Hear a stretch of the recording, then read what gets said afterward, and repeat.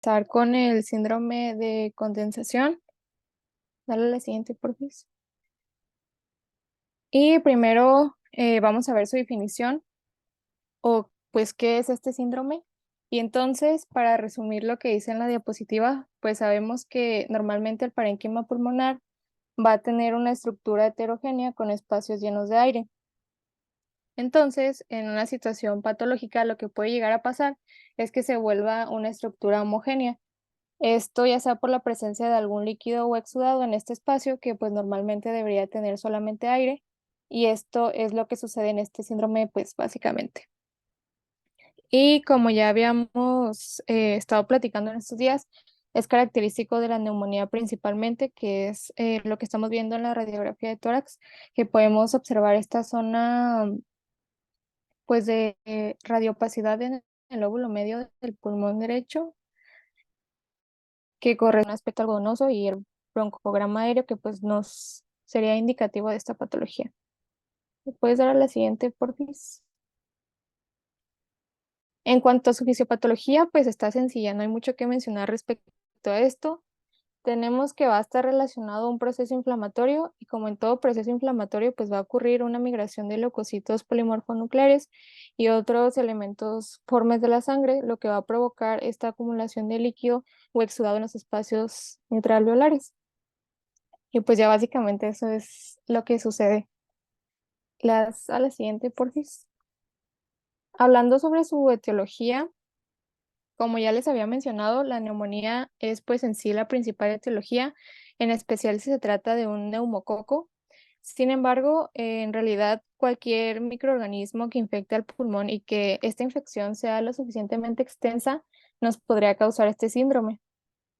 También, como otras etiologías, están los tumores, las hemorragias alveolares, el edema pulmonar de distinta causa, las neumonitis no infecciosas y las atelectasias, de las cuales vamos a hablar más adelante en la exposición.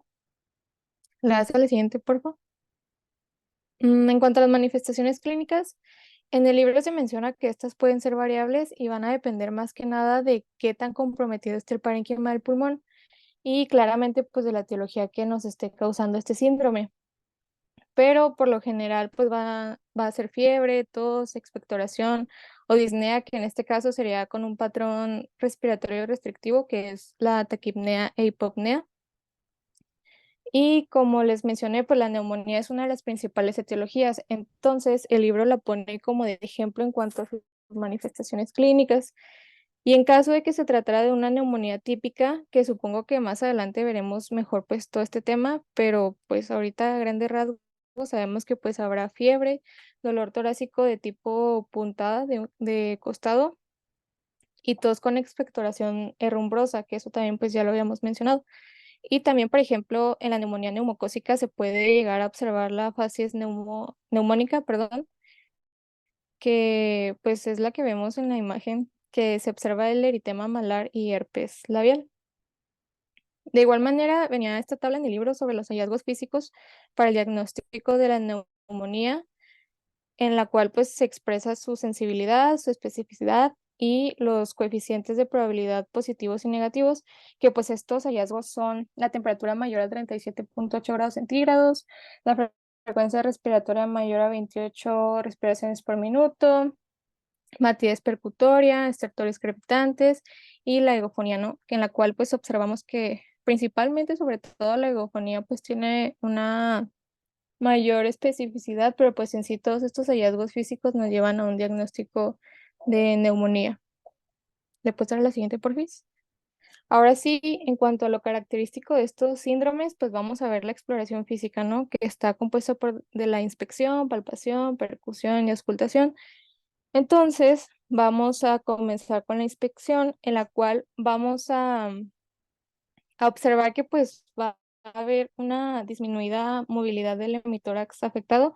Esto pues ya sabemos porque va a estar alterada la ventilación y pues todas las propiedades elásticas del pulmón. En cuanto a la palpación, pues vamos a corroborar esta hipomovilidad y vamos a notar que las vibraciones vocales van a estar aumentadas. Esto pues como les expliqué en la fisiopato y en la definición, pues va a haber un medio diferente al aire que va a estar lleno dentro, bueno, va a estar más bien dentro de los alvéolos, lo cual va a ser un medio más homogéneo y por lo tanto un mejor transmisor. Le das a la siguiente, porfis. En cuanto a la percusión, vamos a ver que no va a haber claro pulmonar o resonancia pulmonar. Esta sonoridad va a estar disminuida o incluso pues hasta abolida. Y va a haber una sonoridad mate o submate. En cuanto a la auscultación, se va a desaparecer el murmullo vesicular, que es reemplazado por un soplo tubario, que también esos ruidos pues ya los estuvimos viendo con el equipo anterior. Y en la auscultación, bueno, en la auscultación de la voz más bien, va a haber broncofonía, pectoriloquia áfona y en ocasiones también la egofonía, que pues básicamente eso también ya los habíamos visto, es una integración de lo que hemos estado viendo en las exposiciones pasadas. Y pues también otros estudios complementarios que podemos realizar para el diagnóstico de este síndrome, como ya vimos, sería la radiología, un hemocultivo, un Grammy cultivo de esputo, esto pues para descartar la etiología de una neumonía, estudios inmunológicos y también pues serología. Igual aquí viene una imagen radiológica que ya les había explicado en la primera diapo. ¿Alguien tiene alguna duda de este síndrome? Bueno, si no, creo que podemos continuar. ¿La das a la siguiente?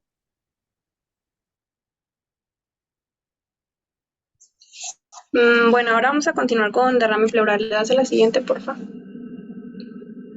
Bueno, por lo general en el espacio pleural se encuentra hasta 25 mililitros de líquido pleural. Entonces el derrame pleural va a ser la acumulación anormal de líquido en el espacio pleural, que esta puede ser por un trasudado, un exudado, pus, sangre, kilo, lo que sea. ¿Le das a la siguiente, porfa? Bueno, en cuanto a su fisiopatología, pues el movimiento del líquido entre la pleura parietal y la pleura visceral va a estar determinado por diferentes factores, que va a ser la presión hidrostática y osmótica de capilares, el drenaje linfático y el estado de superficie de las membranas pleurales. Entonces, pues vamos a tener que la pleura parietal va a recibir la sangre de los capilares de las arterias intercostales, cuya presión hidráulica va a ser de 30. Y en el espacio pleural se va a encontrar de menos 5 centímetros de agua. Entonces, pues este líquido va a estar arrastrando, o sea, en total 35 centímetros de agua hacia el espacio pleural. Del otro lado, pues en cuanto a la pleura visceral, va a estar recibiendo la sangre de los capilares arteriales pulmonares, cuya presión va a ser de 11 centímetros de agua. Y en el espacio pleural, de igual forma que en la pleura parietal, se va a encontrar de menos 5 centímetros de agua, por lo cual aquí va a estar jalando 16 centímetros de agua hacia el espacio pleural. Esto es de la presión hidrostática. En cuanto a la presión osmótica de ambas pleuras, o sea, de la pleura parietal como en la visceral, va a tener una presión de 34 y en el espacio pleural va a haber una presión de 8. Por lo tanto, del espacio pleural va a estar jalando hacia la pleura parietal y hacia la pleura visceral una presión de 26 centímetros de agua. Y por último, en cuanto a la presión resultante de la presión hidrostática y la presión osmótica de la pleura parietal, va a tener como resultado una presión neta de 9, por lo que va a ser el agua que va a estar circulando hacia el espacio pleural. Y del otro lado, la presión neta o la presión resultante de estas presiones va a ser de 10, un poco más de la que se encuentra entre la pleura parietal y el espacio pleural. Y esto debido a que en la pleura visceral está mucho más vascularizada, por lo cual va a haber una menor resistencia al desplazamiento del líquido, por lo cual pues va a tener una capacidad de reabsorción mayor que la capacidad que tiene la pleura parietal. Es por eso que las presiones resultantes pues es mayor la reabsorción en la pleura, entre la pleura visceral y el espacio pleural. ¿Das a la siguiente, por favor? Bueno, esto ya es como más importante. En cuanto siguiendo con la fisiopatología, pues como les mencionaba, al aumento de la presión hidrostática o a la disminución de la presión oncótica, pues va a tener como resultado una acumulación de líquido de forma pasiva, a lo que se le va a conocer como ultrasudado, ya que como sabemos, pues al momento de que aumente la presión hidrostática puede tener como causa o como consecuencia una insuficiencia cardíaca, o al momento de que disminuye la presión oncótica, pues puede provocar una cirrosis hepática. Y esto es de forma pasiva, ya que son enfermedades sistémicas, o sea que no están afectando directamente a la pleura en comparación al exudado, que aquí la acumulación sí va a ser de forma activa debido a que van a ser pues enfermedades que sí van a estar afectando directamente a la pleura, que como les había mencionado anteriormente, van a estar los otros dos factores, que era el estado de la superficie de la membrana y un drenaje linfático, que pues en el drenaje linfático va a ser por una obstrucción y el estado de la superficie de las membranas por, por una infección o una inflamación, por un proceso inflamatorio principalmente, que pues esto va a alterar la permeabilidad de los vasos pleurales y va a tener como resultado un exudado. ¿Me la hace la siguiente, por favor? Bueno, en cuanto a su etiología, son múltiples las causas. En cuanto al trasudado, pues las causas más comunes pues es la insuficiencia cardíaca por un aumento de la presión hidrostática, por una disminución de la presión oncótica, una enfermedad hepática, síndrome nefrótico, cirrosis hepática, embolia pulmonar, que en la insuficiencia cardíaca se mencionaba en el libro que esta puede ser izquierda, derecha o global. Y por lo general los derrames pleurales aquí suelen ser bilaterales. Y del otro lado, bueno, también se mencionaban otras causas, pero pues que eran mucho más raras, que por ejemplo pueden ser las vasculares por una oclusión brachiocefálica, un atrapamiento pulmonar o menor fluido proteico, pues esto porque puede ser por un catéter venoso central, o por una diálisis peritoneal. Y pues del otro lado tenemos al exudado, que pues las causas primarias más comunes o la más común es por una infección bacteriana, que por lo cual esta enfermedad suele ser o proveniente del parénquima pulmonar, por ejemplo, una neumonía. Y pues también pueden ser otro tipo de infecciones, como puede ser por hongos, como el histoplasma, una infección tuberculosa, que también esta puede provocar derrames, pero por lo general suelen ser unilaterales. Y pues se mencionaba que los virus estos son como muy raros, casi no se presenta, es más como por origen bacteriano. En cuanto a las neoplasias, el 40% de los derrames pleurales son neoplásicos y se mencionaba principalmente al cáncer broncogénico, que esta es la neoplasia maligna que se presenta más en el derrame pleural. Y esta suele ser también unilateral, seguido por los carcinomas metastásicos, que se mencionaba principalmente al cáncer de mama. Y creo que en tercera opción venían leucemias y linfomas.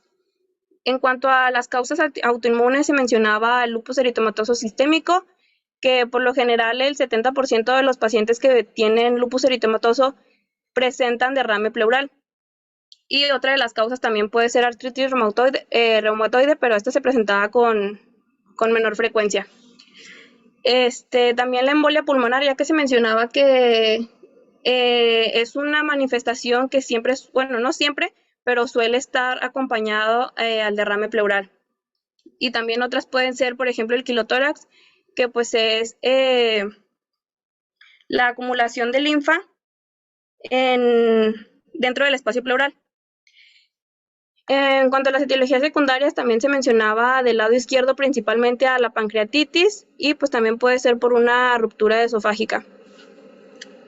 Y los criterios del Light, estos era de que, bueno, vas a tomar, como quien dice, dos muestras, una del líquido pleural y otra del plasma.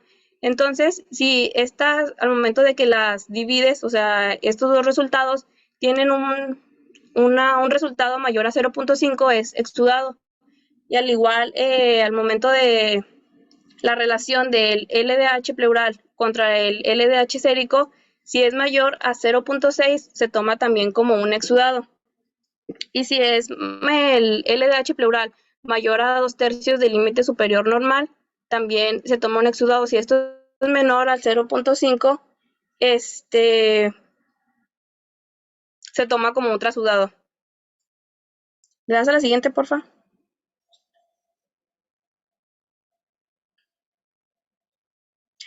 Bueno, en cuanto a las manifestaciones clínicas, se mencionaba en el libro que los derrames pequeños por lo general son asintomáticos, pero pues los principales síntomas es la disnea, la tos y el dolor pleural, que la disnea va a ser proporcional al tamaño del derrame y pues si hay o existe una causa subyacente.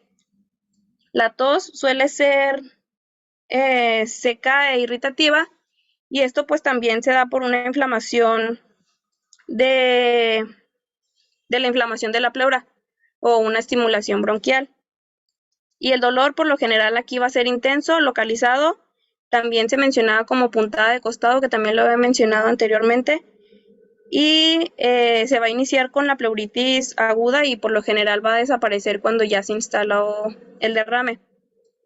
Y otra característica también importante es que esta va a empeorar con la tos, con los estornudos o con los movimientos bruscos. ¿Le das a la siguiente, porfa?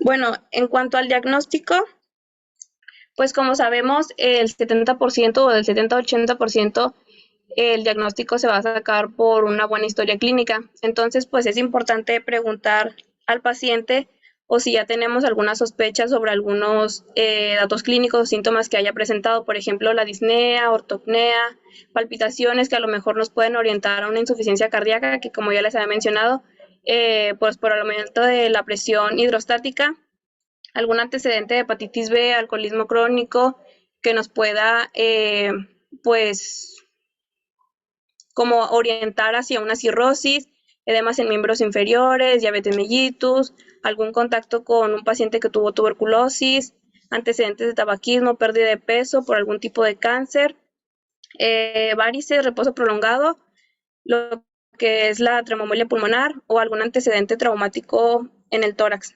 Y pues el examen físico, como les mencionaba, pues cuando el derrame es muy pequeño no se van a distinguir pues como alguna característica en específico, pero cuando estos ya adquieren mayor volumen, pues ya puede presentar las siguientes características, que es lo que les voy a presentar adelante. Y pues aquí está una tomografía del tórax en la que se visualiza el derrame pleural del lado izquierdo. ¿Le das a la otra, porfa? Bueno, ahora sí ya como que lo que más nos importa es la exploración física, que a la inspección el hemitórax afectado se va a encontrar con una menor movilidad y un abombamiento del hemitórax afectado, como se puede ver en la imagen, sí se encuentra o sí se observa como un abombamiento en el tórax. La palpación, estas van a ser las vibraciones vocales disminuidas si son de mayor magnitud, y esto principalmente en la región basal. Y por ejemplo, esto en la región basal, debido a que la matidez está limitada hacia arriba por la curva de Damasceno, que esta pues se va a iniciar en la región basal del lado sano, luego va a cruzar hacia el lado afectado, alcanzando pues su punto máximo en la línea media axilar, para luego ir descendiendo hacia la región axilar y el triángulo que se forma del lado sano, pero esto se lo voy a mencionar cuando veamos lo siguiente. Y pues cuando es en la región superior, se mencionaba que se pueden encontrar un aumento de las vibraciones vocales, ya que en comparación en la región basal, pues estas van a estar disminuidas. Y también puede existir frotes si es que existe pleuritis y es pequeño. ¿Le das a la siguiente, porfa?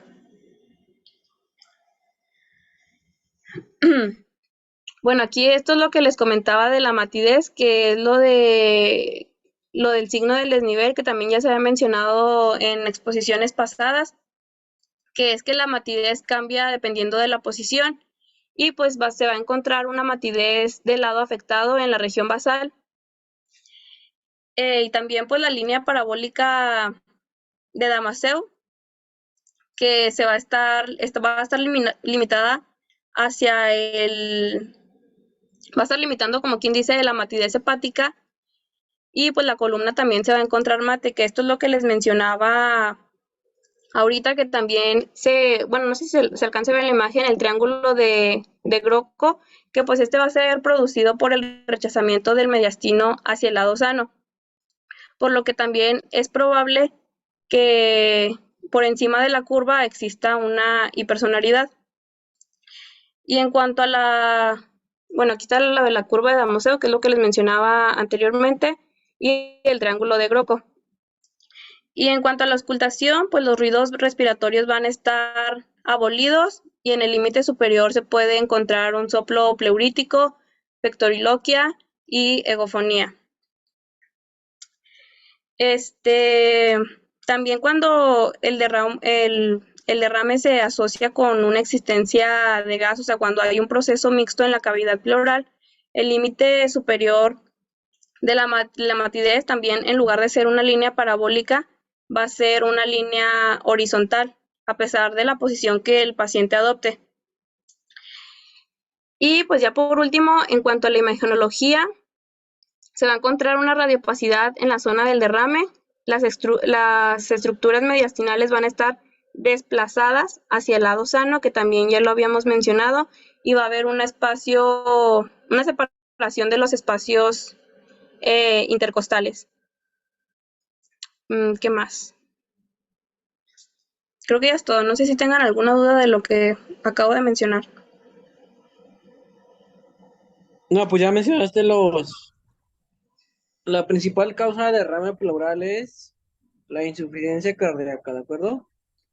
Sí. Sí, ya se fijaron los criterios de Light. Ahí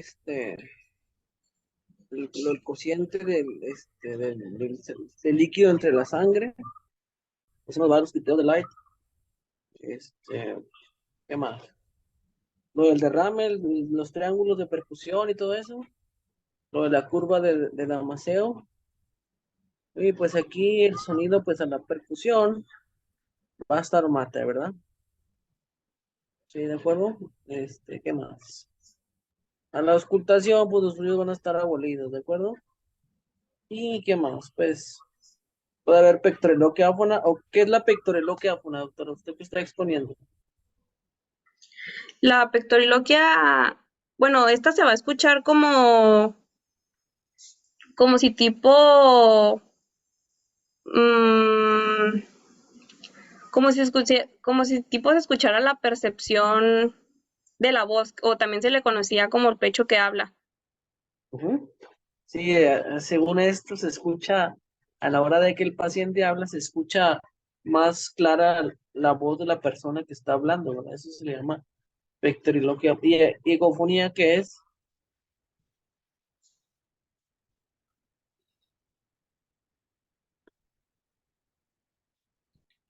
Ay, de la Egofonía. agofonía, no recuerdo bien, pero no sé si era como un sonido como tipo tembloroso o como más agudo. No Sí, sé se si era supone eso. que dicen que es como una voz temblorosa, aguda, así, como si tuviera uno tapada la nariz, así, con un timbre nasal, eso refieren lo de egofonía, ¿verdad? Realmente son cosas de semiología, ¿verdad? Pero pues sí está difícil escucharlas, pero generalmente nos basamos en lo de la matidez, la auscultación, que los ruidos están abolidos, los cambios de la matidez también que hay. ¿Y qué más? Y lo de la percusión, ya lo dijimos, mate, la ampliación y la ampliación disminuidas y todos esos datos clásicos, ¿verdad? Sí, Sí. la curva de Damasceno, ahí está. Y aquí en la radiografía, pues se observa un derrame pleural, ¿verdad? En el lado izquierdo. Se ve la radiopacidad con los espacios ensanchados y se ve aparte, en una parte se ve como que el derrame se ve, pues no se ve un derrame así completamente, se ve como una curva en una parte de la radiopacidad. Probablemente ese sea un derrame encapsulado, ¿verdad? No es el clásico signo del signo del menisco, ¿verdad? Así no se ve tan claro como en otros lados, ¿verdad? Uno sabe que el derrame ya tiene otras características, ya no es simplemente el signo del menisco, ¿de acuerdo? ¿Sigue? Doctor, yo tengo una pregunta. El triángulo de Garland, ¿sí me escuchó, perdón? Sí. Sí, Ah, ok. El triángulo de Garland, ¿qué es en sí?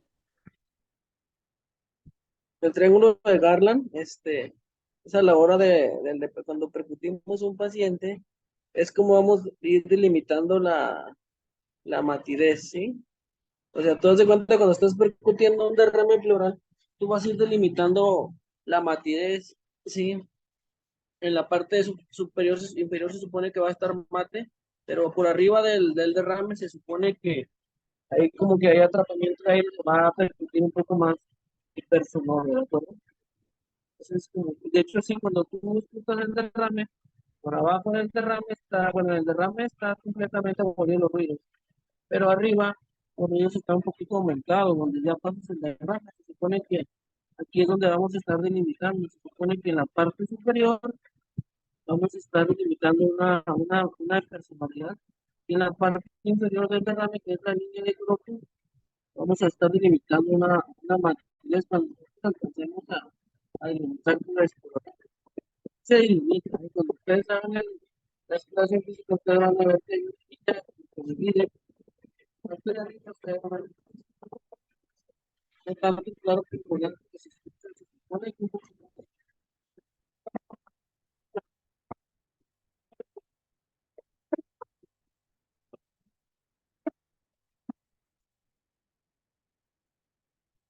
No sé si ya resolví tu pregunta.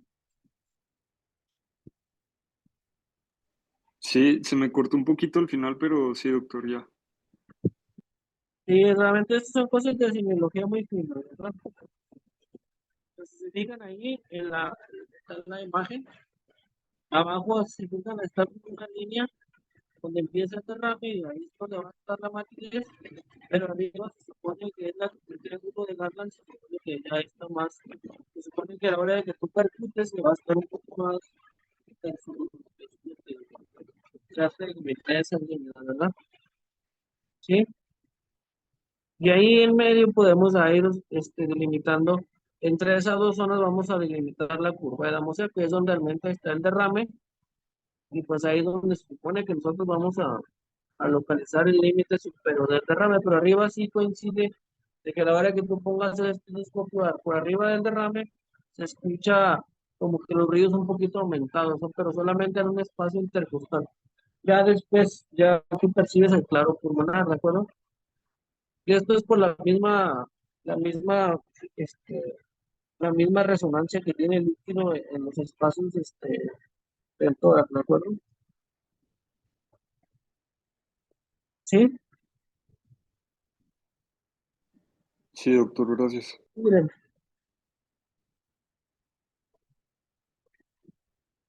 Bueno, ahora pasando con el síndrome de rarefacción. El síndrome de rarefacción va a ser característico en aquellos pacientes principalmente con enfisema pulmonar y que tienen tórax en tonel. Y también dentro de su etiología se encuentran pacientes con asma, tuberculosis, bronquiectasias, neumoconiosis, abscesos crónicos, neumatocele, etc. Y este síndrome va a aparecer cuando existe una distensión persistente del parénquima pulmonar por algún atrapamiento de aire, lo que va a causar así una ruptura de las paredes alveolares. O sea, básicamente ocurre una dilatación permanente de los alvéolos con una atrofia de sus paredes. Y en la clínica el paciente va a manifestar lo que es disnea, fiebre y tos, que esta puede ser seca o productiva. Y en la exploración física se van a encontrar datos de dificultad respiratoria, taquipnea o hipomovilidad torácica.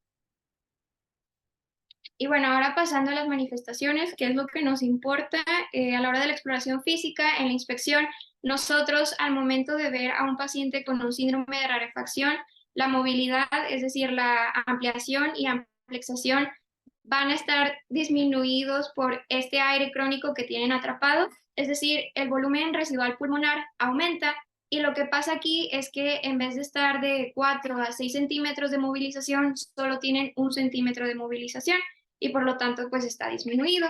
Y el volumen, es decir, el diámetro torácico está aumentado por este aire crónico que están atrapando estos pacientes y las costillas, que ahorita vamos a ver una radiografía, las costillas van a estar horizontalizadas y si es bilateral vamos a encontrar el famoso tórax entoneal, como podemos ver en la imagen.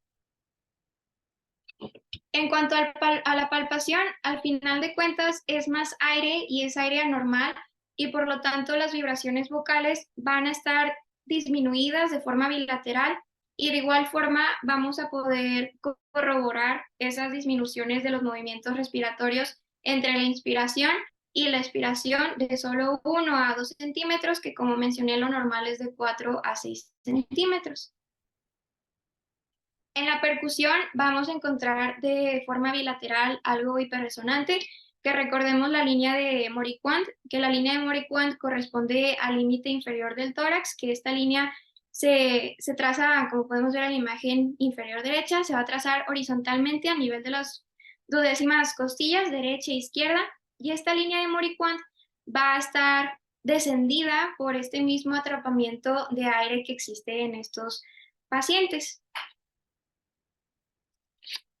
A la auscultación, los ruidos respiratorios van a estar también disminuidos. Vamos a escuchar la entrada y salida de aire disminuida, pero vamos a tener un hallazgo característico por la dificultad que tiene el aire para salir de adentro del tejido pulmonar a través de las vías de conducción, que es el fenómeno de una sibilancia expiratoria, es decir, a la inspiración no se escucha y a la expiración vamos a poder escuchar esta sibilancia expiratoria, que más o menos sería así de que los pacientes inspiran y a la hora de la expiración se escucha así como ese silbido, pues. Al igual que estertores y piantes, y también mencionaba que en situaciones muy graves ocurre un silencio expiratorio cuando ya no entra porque de plano ya no puede salir este aire que está atrapado. Y en la radiografía, bueno, esto es una radiografía clásica de atrapamiento aéreo. Lo que existe es unas zonas pulmonares más negras, es decir, más radiolucidez, hay hiperlucidez en estas áreas, en el parénquima pulmonar. Hay abatimiento de los hemidiafragmas, como les mencioné, horizontalización de los arcos costales, y el aire se va hacia arriba y hacia adelante y por eso pierde los ápices y también comienza a haber un poco de corazón en gota porque el mismo atrapamiento va a ocasionar que comprima el corazón. Y pues nada, esta es una imagen clásica de un paciente con EPOC. ¿Tienen alguna duda? No, Fer. Ahí se ven los datos clásicos, ¿verdad? En la radiografía. El corazón en gota, los semidiafragmas abatidos y aumento de la radiolucidez, ¿verdad? Ese es el clásico, datos de atrapamiento de aire severos. Pues en este caso puede ser que sea una crisis severa o un paciente con EPOC, con mucho efisema, ¿verdad? Sí. Y aquí pues está, fíjense las costillas, fíjense los arcos, posteriores, cómo se ven todos horizontales prácticamente, en lugar de tener la curvatura que tienen normalmente, se ven prácticamente horizontales, pues eso ya habla de gravedad, ¿verdad? Sí. Síguele. Muy bien, bueno, ahora yo les voy a hablar acerca del síndrome de atelectasia. ¿Le puedes dar la siguiente, Fer, por favor? Y comenzando con su definición, pues primero es necesario saber que la atelectasia está dentro o se considera como parte de los síndromes parenquimatosos del pulmón. Como ya vimos en años pasados, pues el pulmón o la mayoría de los órganos tienen un parénquima y un mesénquima, y el parénquima básicamente pues es el tejido funcional de un órgano. Entonces, para las patologías, los síndromes parenquimatosos se dividen en dos. Uno son los síndromes parenquimatosos que afectan el intersticio, que es el espacio que está entre los espacios alveolares, y ya propiamente los espacios, los síndromes o las patologías que se encuentran dentro de los espacios aéreos alveolares. Y pues aquí dentro de estas patologías de los alveolos se encuentra la atelectasia y el síndrome de condensación, que ya fue lo que nos explicó Monse anteriormente. O Cristi, creo, más bien, perdón. Y básicamente, pues en sí la definición de la atelectasia, pues es una pérdida del volumen del pulmón debido a que los espacios aéreos o los espacios alveolares se redujeron en su área, y esto causa un colapso pulmonar, que es como lo que se ve en la imagen de la esquina inferior derecha. Y les puse la imagen arriba de lo que es pues el tejido pulmonar y cómo está organizado en los tabiques alveolares, y pues para que se acordaran un poquito, ¿no?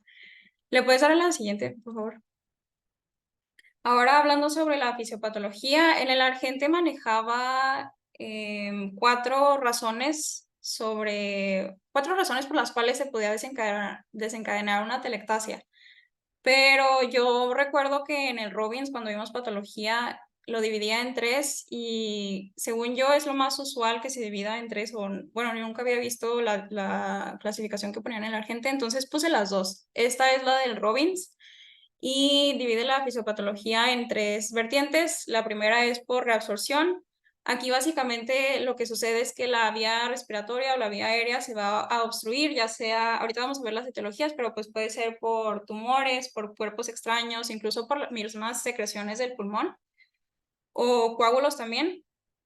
Y lo que pasa es que como se tapa la vía respiratoria, entonces el aire se va a reabsorber en los mismos alvéolos y van a colapsar. Entonces, pues el pulmón no va a estar bien aireado, como se ve en la imagen que está abajo. Y en estos casos vamos a ver que en la clínica el mediastino y sus estructuras se van a desplazar hacia el pulmón atelectásico o el pulmón afectado.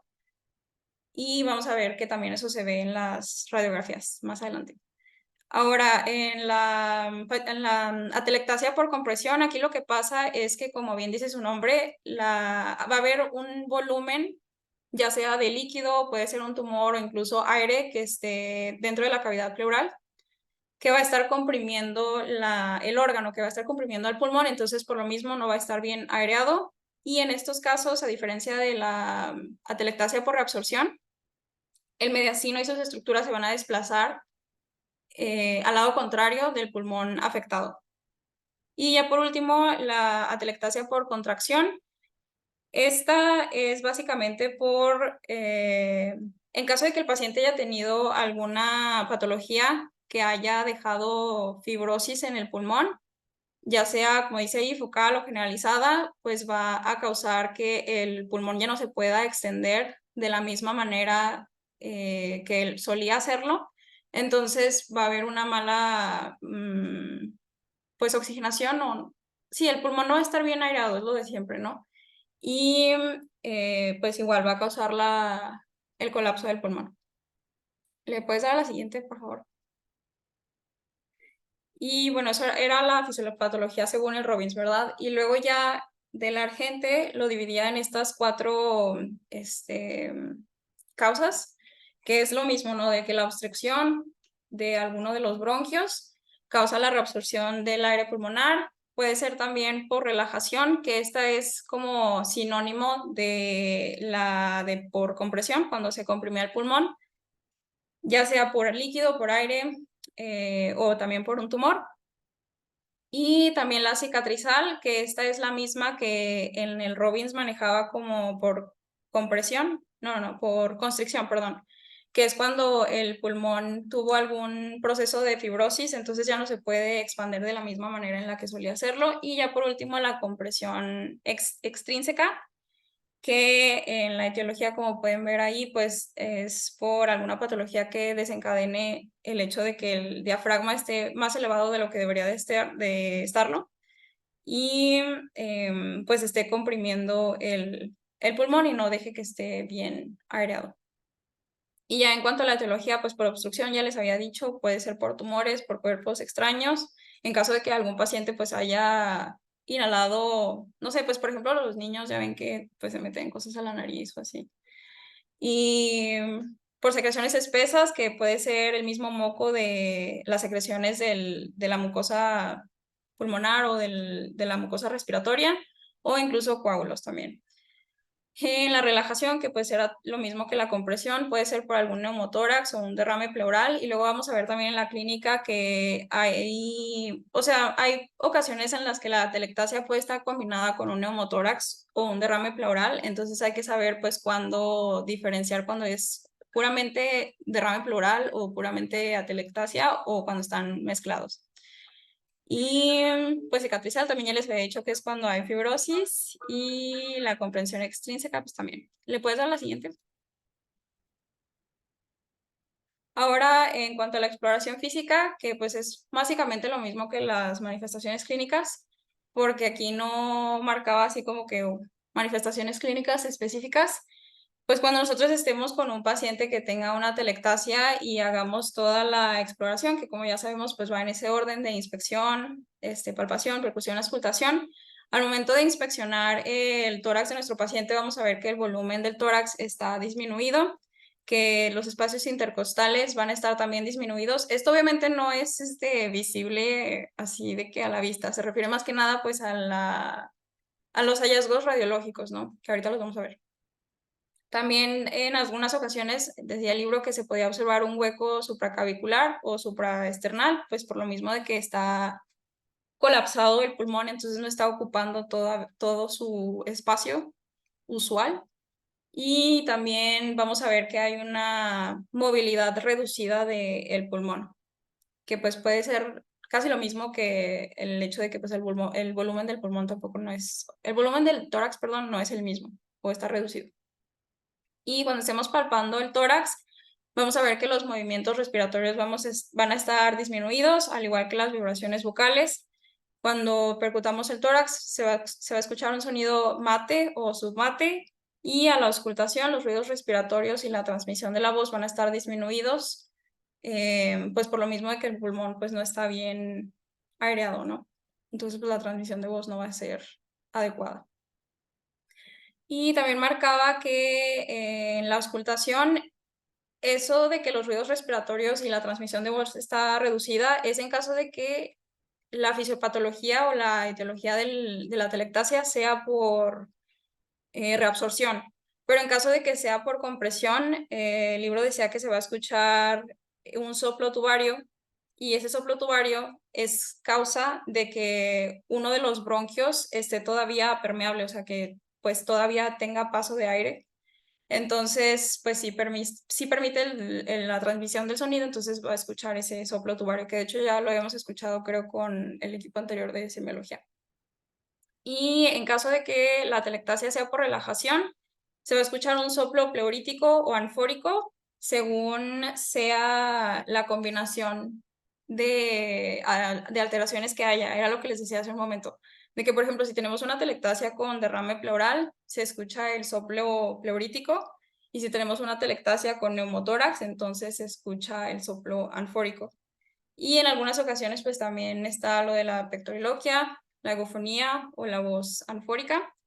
Y en el recuadrito que está en la esquina superior izquierda, les hice también esa observación que viene en el Argente, de que la atelectasia se puede confundir o se puede parecer al derrame pleural. Entonces, la manera que nosotros como médicos tenemos para diferenciar ambos síndromes es mediante una radiografía de tórax. ¿Le puedes dar a la siguiente, por favor?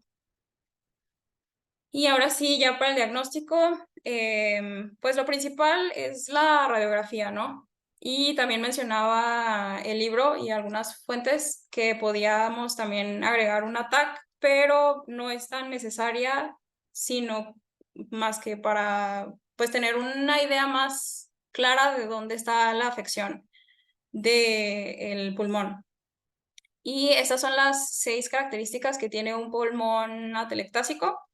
La primera de ellas es el aumento de la densidad por pérdida del aire alveolar. Como ya sabemos, el aire se ve radiolúcido en las radiografías.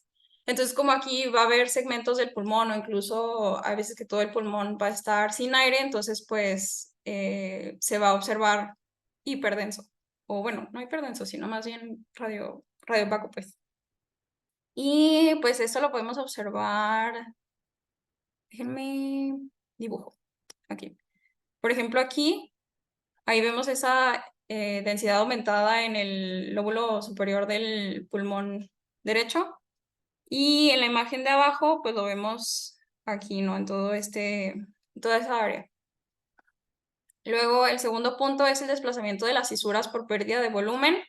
Específicamente hay un signo que se conoce como la S de Golden, que se encuentra en el lóbulo superior, que es esta, y es la cisura que divide el lóbulo superior del lóbulo medio, y esta se pierde por la misma pérdida del volumen del pulmón. El tercer punto es el desplazamiento del mediastino hacia el lado afectado, como ya les había dicho, y aquí se ve muy claro, si se fijan, aquí está la tráquea, levemente desviada hacia el pulmón atelectásico, y en la imagen de abajo también aquí se ve súper desviada, y acá ya incluso también se alcanzan a ver los bronquios, pero bueno. El punto 4 es la elevación de los cilios y del hemidiafragma. Esto también se ve súper claro en ambas radiografías. Si se fijan, aquí está uno, acá está el otro. Y el punto número 5 es la disminución de los espacios intercostales y el volumen del hemitórax, que también ya se los había mencionado al momento de la inspección.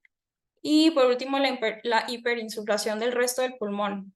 Cuando estamos hablando de una hiperinsuflación, estamos hablando de que pues, el pulmón tiene más aire de lo que usualmente tiene, entonces se va a ver más radiolúcido de lo normal. Y usualmente es pues el pulmón sano, ¿no? Porque el pulmón sano es el que está compensando la falta de aire o la falta de la función del cualquier lóbulo o pulmón que no esté funcionando. Entonces, pues si se fijan, en este caso, pues este es el pulmón que se ve hiperinsuflado y en este lado también. Muy bien. Y le puedes dar a la siguiente, Fer. Y pues aquí les traje más imágenes. Aquí pues se ve la tráquea desviada, la hiperdensidad, radiolucidez, los diafragmas elevados, etcétera, etcétera. ¿Le das a la siguiente? Acá pues lo mismo otra vez, ¿no? La tráquea desviada, aquí se ve la densidad aumentada y aquí les agregué las TAC que les decía. Esto pues más que nada es para saber qué parte más específicamente de los lóbulos pulmonares está afectada y en este caso pues es el lóbulo inferior de la parte posterior del pulmón izquierdo. ¿Le das a la siguiente? Y pues más imágenes. Esta es por un tumor. Si se fijan aquí, el tumor está obstruyendo la vía aérea, entonces pues estaríamos hablando de una telectasia por reabsorción. Y pues ya, sería todo de mi parte. ¿Alguna pregunta aquí en las imágenes de atelectasia en las radiografías? Fíjense ahí cómo está fíjense en la atelectasia, cómo el pulmón sano se ve más radiolúcido, es el pulmón que está compensando, ¿verdad? La tráquea está desviada hacia el lado afectado, los hemidiafragmas están elevados, en el pulmón afectado se ve blanco, no sé si se fijan, se ve blanco, pero los espacios intercostales se ven pinzados. Esa es la diferencia del derrame, ¿verdad? Que en el derrame los espacios intercostales se sienten un poco más abombaditos, ¿verdad? ¿Qué otra cosa? Fíjense en la lesión, en este caso es una atelectasia obstructiva ahí porque hay algo ahí, aquí es más atelectasia cicatrizal, fíjense ahí se ve una lesión ahí En la base del pulmón del lado derecho se ve como una banda de una lesión fibrocavitaria ahí. Esto está provocando pues alteraciones en la relajación y expansión del pulmón y por lo tanto se atelectasia el pulmón. Fíjense ahí como la tráquea se ve desplazada hacia el lado afectado, pero es una atelectasia, no es una atelectasia completa como en el pulmón del lado.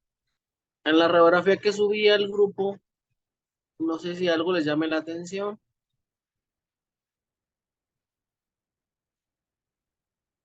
Ahí esta radiografía que subí al grupo es una radiografía interesante porque